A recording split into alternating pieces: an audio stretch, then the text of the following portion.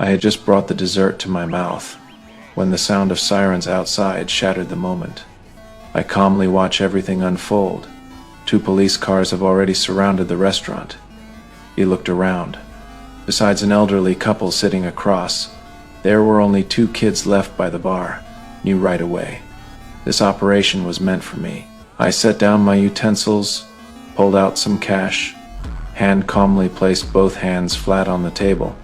As expected, 2 officers burst in. They slowly approached me. I slowly stood up and calmly raised both my hands. It wasn't surrender. I can easily take care of them. I just didn't want things to get messy. I need to find out exactly what happened. They took me back to the police station. I looked around as if nothing was wrong. A female officer ordered me to walk over. She was going to register my information. I didn't say a word, but I cooperated fully. I saw photos hanging on the wall. He realized there were only 5 people in the police station. The sheriff didn't seem to like my silence, threatened to rough me up a bit. Thankfully, the detective showed up, a calm, composed black man. He took me into a private room and laid out the facts. Last night, Simone had been murdered, shot execution, style in the back of the head with 2 9mm, 905 grain bullets. The shooter took the shell casings, but the body had been brutally beaten afterward. Then, the killer grabbed a crumpled piece of cardboard, tossed it over the corpse, not even noticing the feet were still sticking out. This morning, someone saw me walking near the crime scene. I stayed quiet for a long time and finally spoke. I didn't kill anyone, at least not recently. Then I broke the case down. This wasn't the work of one person, there were 3.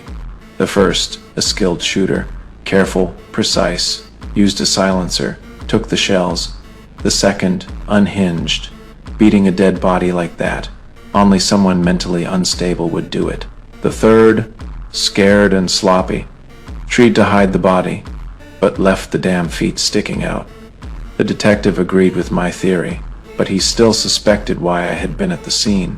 I told him the truth. I had just arrived by long-distance bus. He came to this town to pay respects to a blind blues singer I admired. All I had on me was a toothbrush, a French military medal, and $200. Sounded crazy, but it was the truth. However, I had no alibi. They could only hold me in temporary detention. Then they found a new lead. In the dead man's shoe, they found a piece of paper, a phone number. The lead led them to a man named Paul.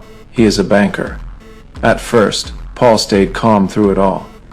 He pretended he didn't know anything, and he denied everything, until he looked out the window and saw a black car parked outside. Paul instantly became nervous. His face went pale. The police noticed it too. Paul's eyes flickered, and his hands trembled. Before the detective could say a word, Paul suddenly confessed to all the crimes, didn't even wait for the female officer to finish reading him his rights. He was practically begging to be arrested. It was too convenient. The detective saw through it. The officer knew too. He was a fall guy. But if he wanted to take the blame, so be it, since they caught the suspect, so the police were ready to let me go. But then, I got a little difficult. No. Excuse me? Not until you let these zip ties come off. We both know I didn't kill anybody, and they're uncomfortable. He told the female officer to grab a knife. I stopped her right away. I got it.